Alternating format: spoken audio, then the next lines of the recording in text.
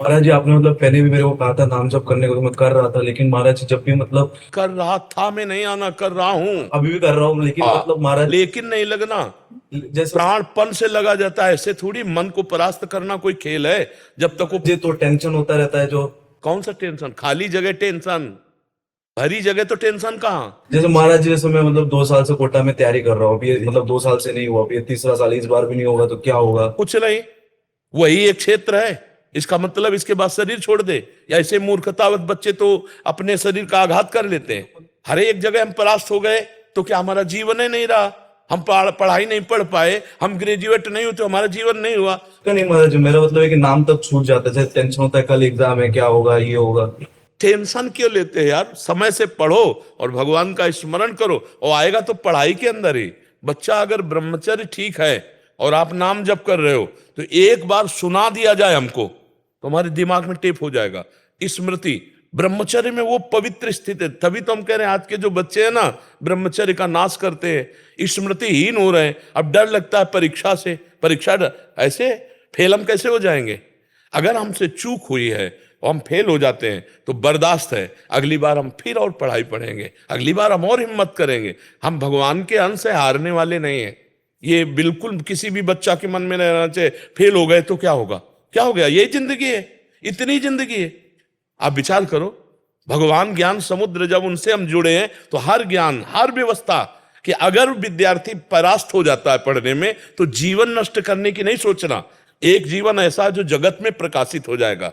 भगवान के आश्रित हो, कोई व्यापार कर लो, हम एक नौकरी कर लेंगे, अपने जीवन को थोड़ी नष्ट करेंगे। हम छोटे से छोटा कार्य कर सकते हैं, और भगवान हमारे साथ है तो बड़ाई उनके हाथ में। वो बड़ा करा दे, जिसको बड़ा बना देते ना, भगवान है। मच्छर को ब्रह्मा बना दे, ब्रह्मा को मच्छर बना दे, मूर्ख को विद्वान कर दे, विद्वान को मूर्ख कर दे, एक क्षण की बात है।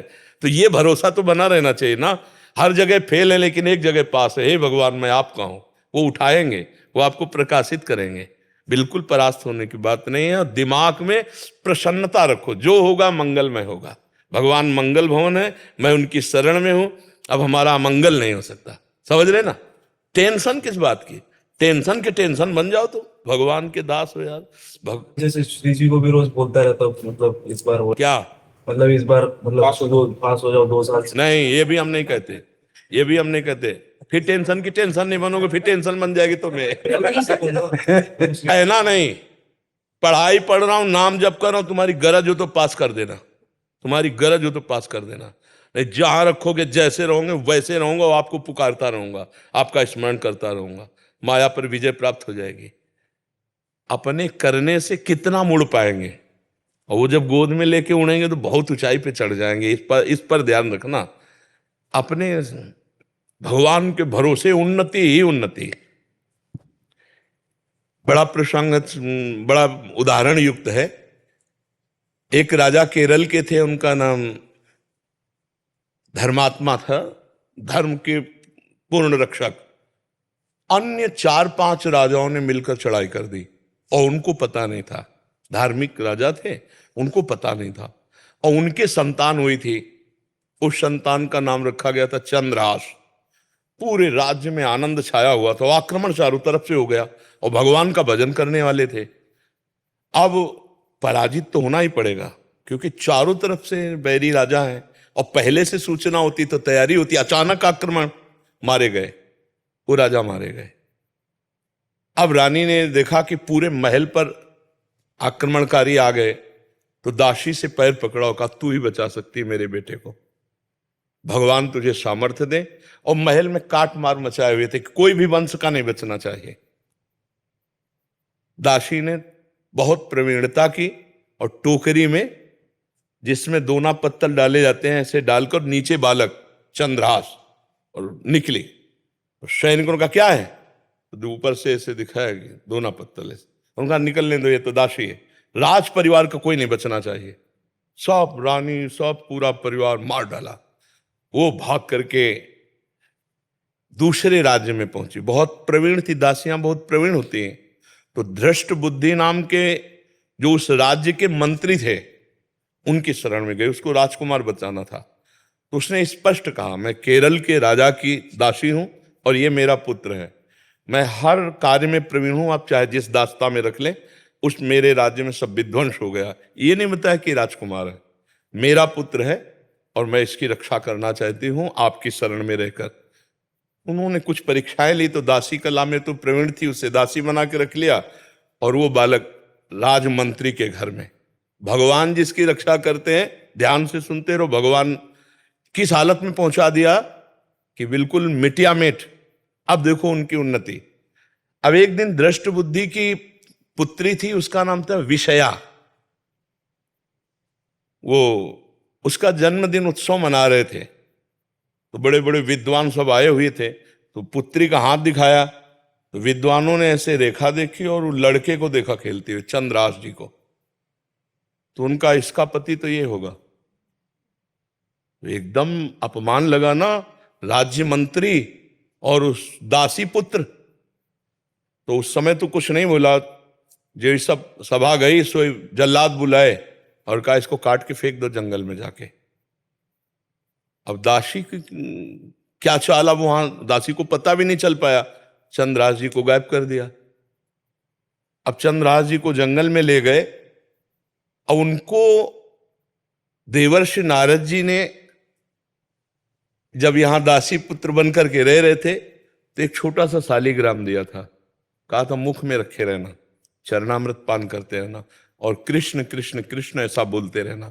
जो भगवान का भजन करने वाले पिता थे, उसी के प्रभाव से देवर्षि नारद जी ने चंद्रास जी को नाम का उपदेश किया। जब वो जल्लाद जंगल में ले गए, बोले बेटा तुम्हें पता हम क्यों लाए? तो उनका हमें तो पता नहीं। तो उनका तुम्हें मारने लाए हैं, मंत्री का आदेश है।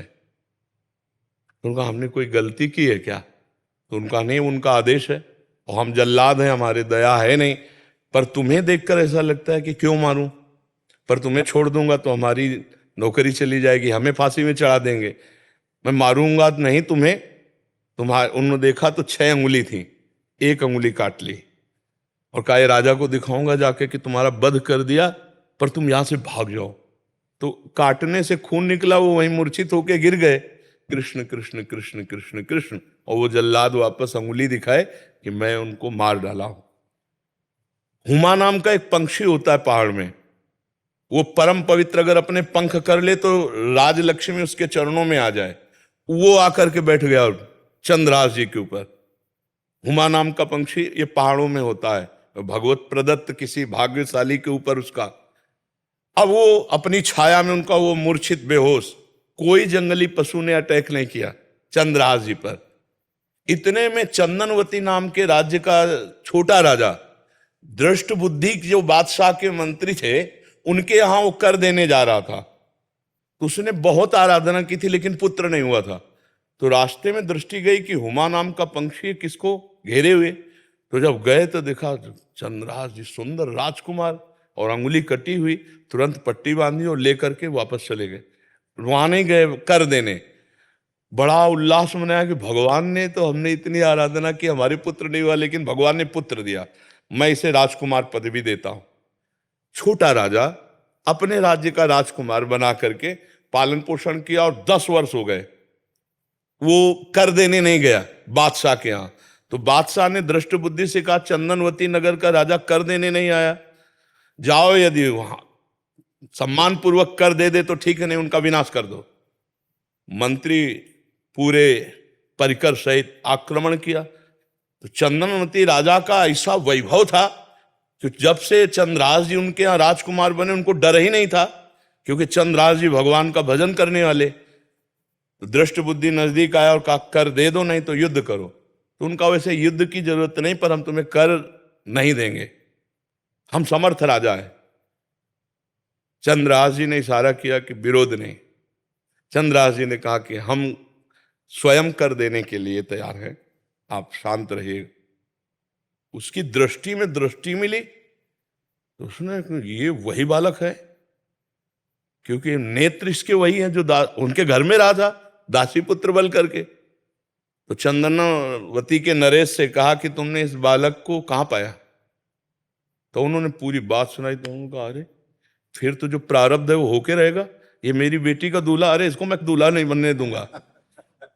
उसने कहा मैं कर माफ करता हूं, केवल तुम एक बार बादशाह के सामने जाओ, पहले तुम नगर में जाओगे हमारे घर, वहां तुम्हारा स्वागत होगा और इसके बाद तुम बादशाह के पास जाओगे।